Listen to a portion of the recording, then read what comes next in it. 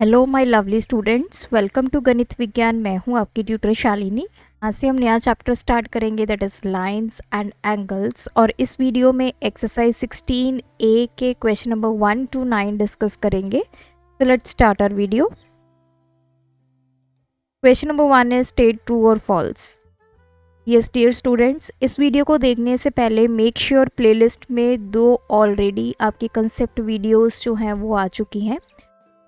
अगर आप concept videos को मिस करेंगे तो आपको एक्सरसाइज के क्वेश्चन समझने में थोड़ी सी डिफ़िकल्टी होगी। तो इस वीडियो को देखने से पहले आप वो दोनों वीडियोस समझ लें, ताकि आपको जो लाइंस और एंगल्स दोनों का जो कंसेप्ट है वो इजीली समझ में आ जाए।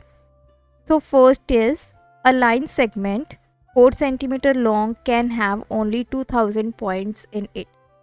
ये बोल रहे हैं कि हमारे पास एक लाइन सेगमेंट है और उसकी लेंथ है 4 सेंटीमीटर, उसमें हमारे पास 2000 पॉइंट्स होंगे। No, this is false statement. क्यों? क्योंकि जब भी आपके पास कोई भी लाइन सेगमेंट होगी उसमें इनफाइनाइट पॉइंट्स होंगे, चाहे उसकी कितनी भी आपकी लेंथ क्यों ना हो। सेकेंड इज अ रे has 1 and point and a line segment has 2 and points. Yes, this statement is true.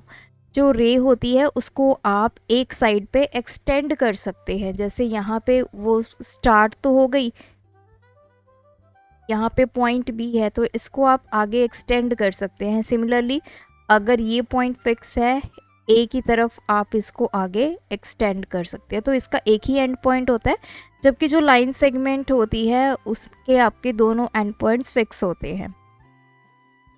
Third is a line segment is the shortest distance between any two given points. Yes, this is true.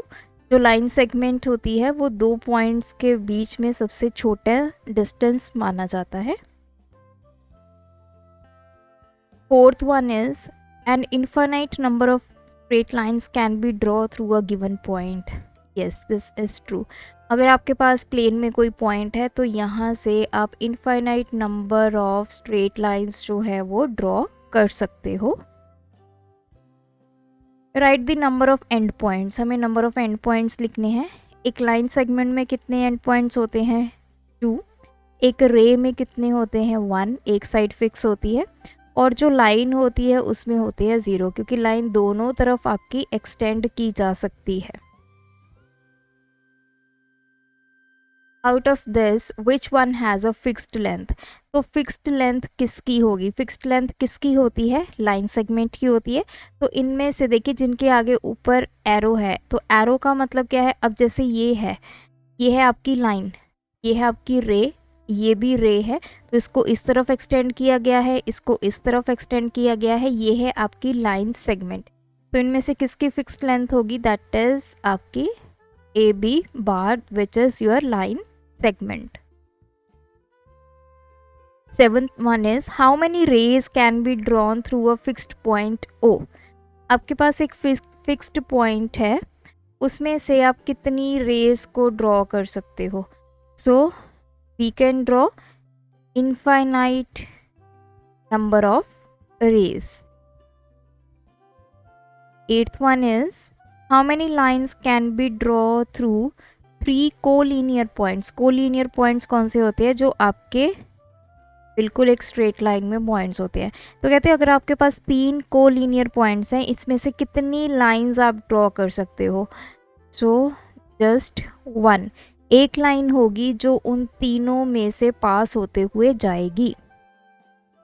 Next है non collinear. अगर आपके पास 3 non collinear points है, suppose कीजिए ये है, तो इसमें से आप कितनी लाइंस ड्रॉ कर सकते हो? एक लाइन ये, एक लाइन ये, एक लाइन ये। तो यहाँ पे ड्रॉ होंगी आपकी 3 लाइंस। नेक्स्ट 9th पार्ट है, is 40 degree the complement of 60 degree. तो कॉम्प्लीमेंट्री एंगल्स वो होते हैं जिनका जो सम होता है वो किसके इक्वल होता है? 90 डिग्री। तो आप इन दोनों का सम करके देख लीजिए, यहाँ पे सम आ रहा है 100 degree, which is not equals to 90। इनका सम जब 90 डिग्री आएगा तभी 2 एंगल्स क्या होंगे? कॉम्प्लीमेंट होंगे। तो answer is no. 10th part is 45 degree the supplement of 45 degree. तो 45 डिग्री सप्लीमेंट है 45 डिग्री का? नो।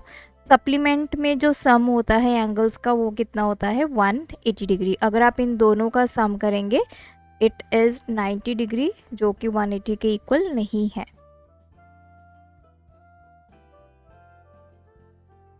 नेक्स्ट है in which of the following figures are angle AOB and angle AOC adjacent angles in each case reason for your angles. First part है तो इसने बोला है कि एंगल AOB ये वाला एंगल किसके एडजेसेंट होना चाहिए AOC।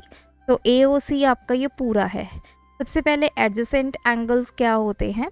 अब सपोज कीजिए मेरे पास एक यहाँ पे वर्टेक्स है O, इस वर्टेक्स से एक लाइन सेगमेंट ये बनाई मैंने, एक ये बनाई, एक ये बनाई और एक ये बनाई। तो ये जो जितने एंगल्स बने हैं इनमें क्या है कॉमन आर्म है। जैसे ये एंगल 1, ये एंगल 2, ये एंगल 3। एंगल 1 और एंगल 2 आपस में क्या होंगे एडजेसेंट होंगे। क्यों होंगे क्योंकि इनके बीच में एक कॉमन आर्म है ये वाली दिस वन और कॉमन वर्टेक्स है O। सिमिलरली एंगल 2 एंगल 3 के एडजेसेंट होगा, ये वाला इसके होगा क्योंकि इन दोनों में ये वाली कॉमन आर्म है और वर्टेक्स है कॉमन O। तो एडजेसेंट होने के लिए हमारे पास दो कंडीशंस होनी चाहिए, एक तो कॉमन वर्टेक्स होना चाहिए, सेकंड है दोनों में जो एंगल्स जो हैं उनमें एक कॉमन आर्म होनी चाहिए। तो यहाँ पे एंगल AOB तो ये वाला एंगल और एंगल AOC तो ये वाला, तो ये तो आपस में एडजेसेंट नहीं हुए। एडजेसेंट तब होते जो OB आपकी आर्म है ये दोनों में कॉमन होती। सेकंड आपकी ये फिगर है इसमें देख लेते हैं AOB अगेन ये पूरा एंगल AOC इसके, तो ये भी आपके एडजेसेंट एंगल्स नहीं है। थर्ड वन इज AOB ये वाला AOC यस ये आपका है एडजेसेंट एंगल। क्यों क्योंकि देखिए दोनों में कॉमन वर्टेक्स तो है लेकिन यहाँ पे OA जो है दोनों में कॉमन आर्म है, this one is common. OB अलग है OC अलग है, दो आपके जो लाइन सेगमेंट्स है वो डिफरेंट होनी चाहिए और एक कॉमन होनी चाहिए, तभी ये एडजेसेंट एंगल्स होंगे।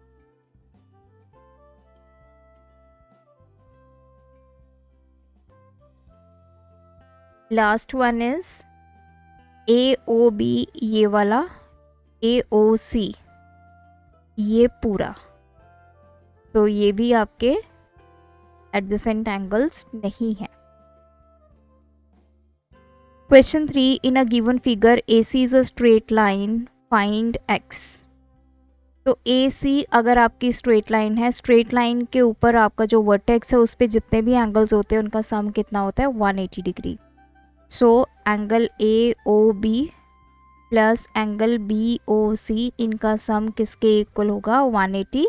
हमने प्रॉपर्टी पढ़ी थी these are angles on a line. एक स्ट्रेट लाइन है, यहाँ पे वर्टेक्स है, यहाँ पे जितनी भी इसे रेस निकलेंगी जो एंगल्स बन रहे हैं इन सब का जो सम होगा दैट इज इक्वल्स टू 180। तो वैल्यूज पुट करते हैं x plus 25 degree 3x plus 15 degree किसके इक्वल है 180। तो ये हो गया 4x plus 180 4x is equals to 180। 40 इधर आके सब्ट्रैक्ट हो जाएगा, 4x is equals to 140 degree, x की वैल्यू आएगी 140/4। सो x आपके पास आ गया 35 डिग्री। इसी का सेकंड पार्ट है, हमें फाइंड करना है एंगल AOB।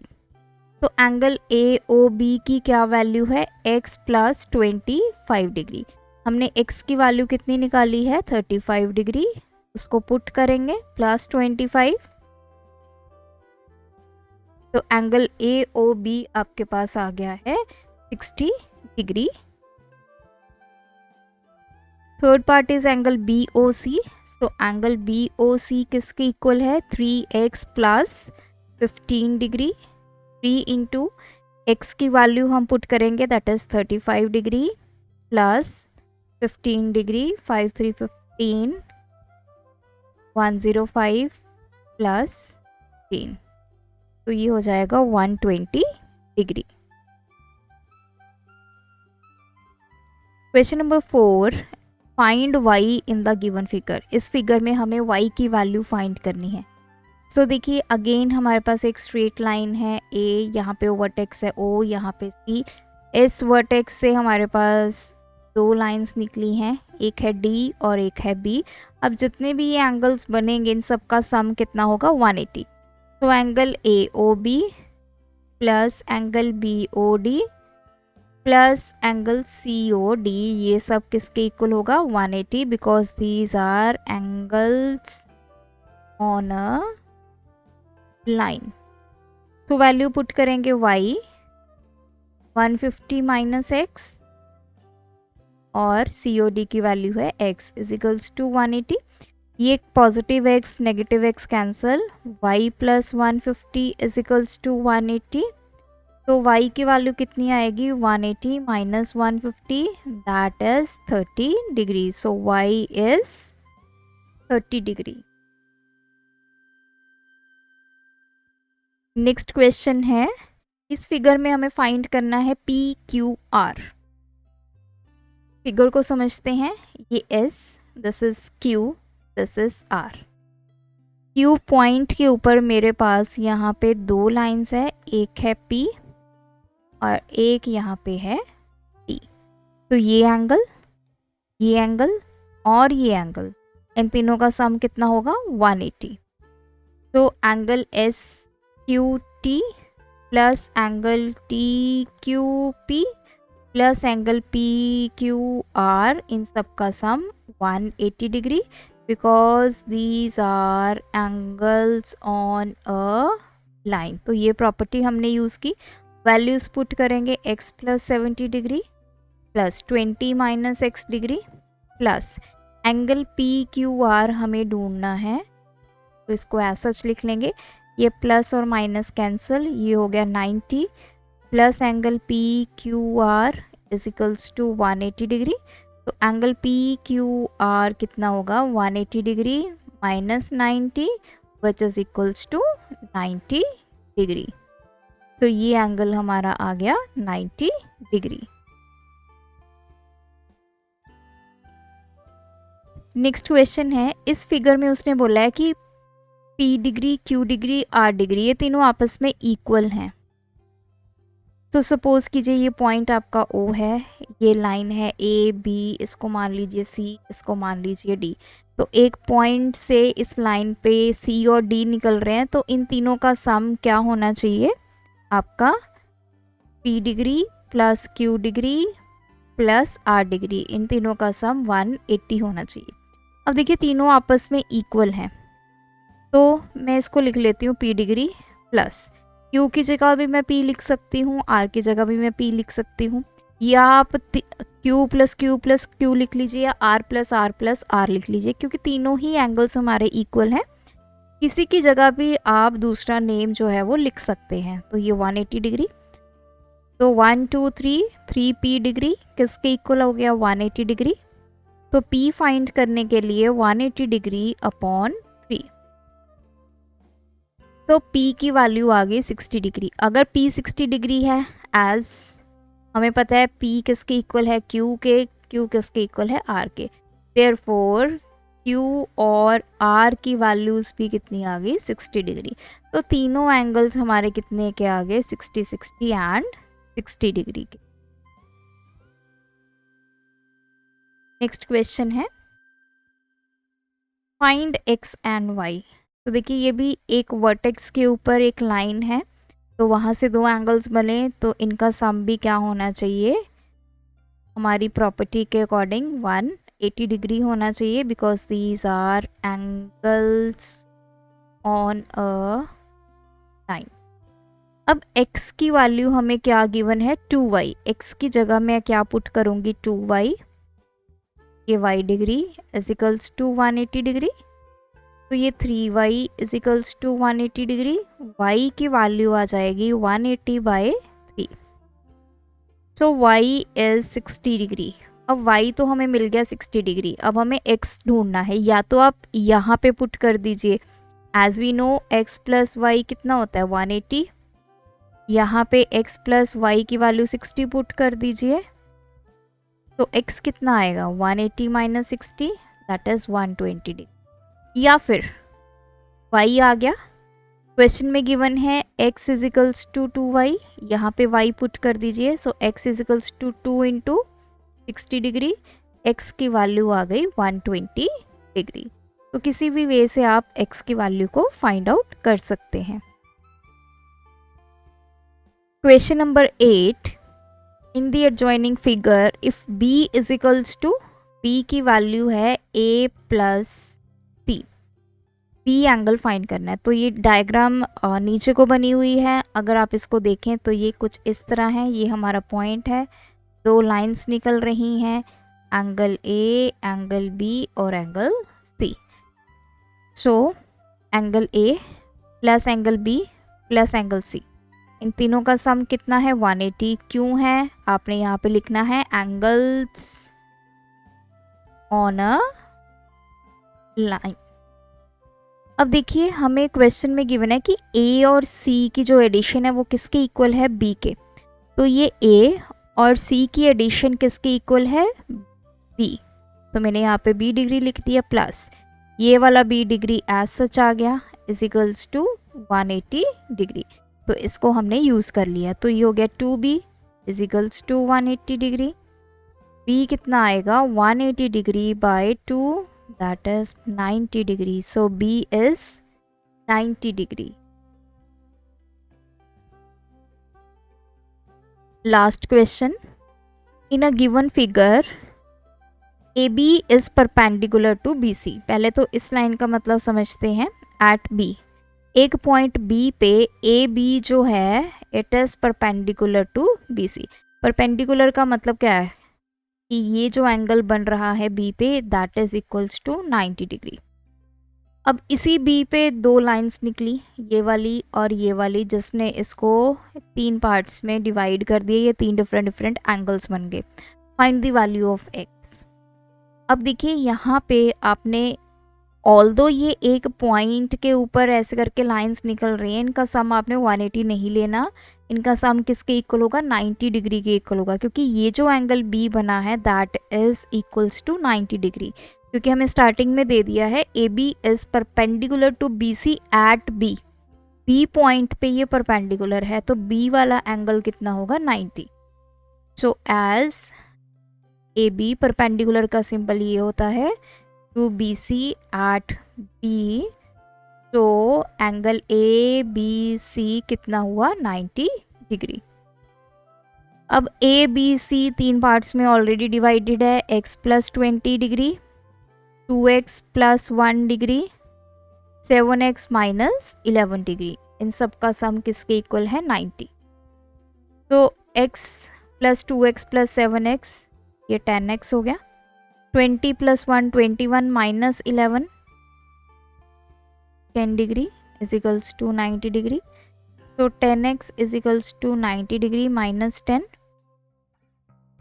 तो 80 डिग्री, x की वैल्यू आ गई 80/10, सो x हमारा आ गया 8 डिग्री। ये हमारा फर्स्ट पार्ट हमने सॉल्व कर लिया, वैल्यू ऑफ x। सेकंड है the complement of angle x। अब x का हमें कॉम्प्लीमेंट निकालना है। x का कॉम्प्लीमेंट क्या निकलेगा, देखिए कॉम्प्लीमेंट क्या होता है कि वो दो एंगल्स कॉम्प्लीमेंट होते हैं जिनका सम 90 के इक्वल होता है। तो 8 डिग्री हमारे पास एक एंगल है, दूसरा हमने निकालना है, हमें सम पता है दोनों का। अब मैंने मान लिया कि दूसरा एंगल है एंगल A, इनका सम कितना होगा 90, तो एंगल A कैसे निकलेगा, 90 में से आप 8 सब्ट्रैक्ट कर दीजिए तो 82 डिग्री। तो कॉम्प्लीमेंट ऑफ एंगल x कितना आ गया 90 minus 8 degree that is 82 degree. तो दोनों वैल्यूज़ हमने फाइंड कर ली, x हमारे पास 8 डिग्री, उसका कॉम्प्लीमेंट आ गया 82 2 डिग्री। तो ये थे हमारे फर्स्ट 9 क्वेश्चंस। आप इन सभी की प्रैक्टिस कीजिए। कोई डाउट है तो हमें कमेंट ड्रॉप कीजिए, बट मेक श्योर जो आप कमेंट करते हैं उसमें अपना क्वेश्चन नंबर और हो सके तो स्टेप भी मेंशन करें ताकि हमें समझना ईजी हो जाए। Thanks for watching. बढ़ाना है ज्ञान, फॉलो गणित विज्ञान।